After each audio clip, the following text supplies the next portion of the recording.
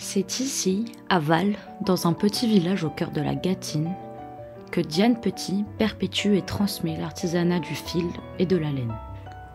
Longtemps dévalorisé dans l'histoire de France, cet art ancestral renaît aujourd'hui, porté par une quête de qualité et de sens.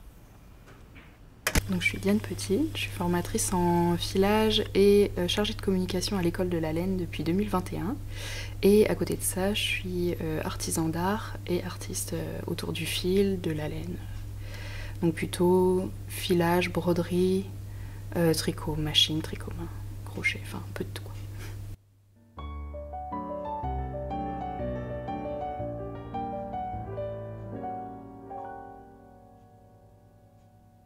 Alors pour moi, ce fil conducteur, tradition, exception et innovation, c'est vraiment quelque chose qui a guidé mon travail tout au long de mes études et de mes emplois.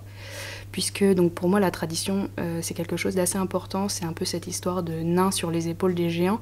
On a besoin de savoir d'où l'on vient, donc quel est le savoir-faire sur lequel on s'appuie, quels sont ses codes, quelles sont ses règles, qu'est-ce qu'on entend par là, qu'est-ce qu'il représente.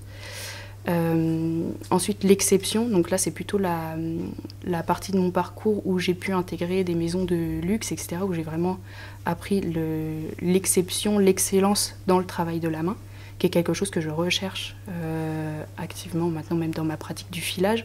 C'est pour ça que j'ai développé une approche plutôt scientifique du filage, parce qu'il y a cette quête d'exception et d'excellence, de reproductibilité dans le travail.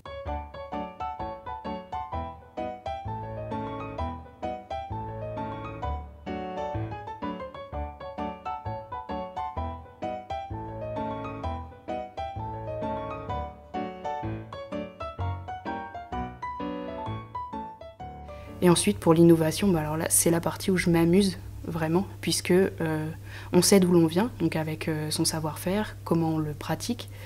On a cette rigueur envers soi-même, et donc à partir du moment où on a ces deux premières marches, on peut aller chercher de l'innovation, donc notamment autour de fils fantaisie qui vont être un peu moins facilement reproductibles, mais on a quand même la technique pour savoir les lire après.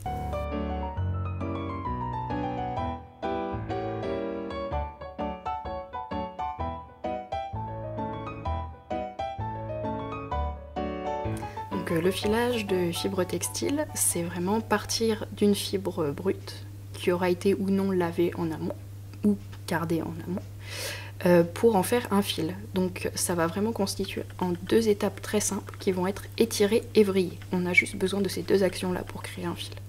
Donc on va étirer de la fibre et la vriller en même temps. L'étirage va permettre de choisir la quantité de fibres qui va constituer notre fil. Et la vrille va permettre à ces fibres de rester solidaires les unes des autres.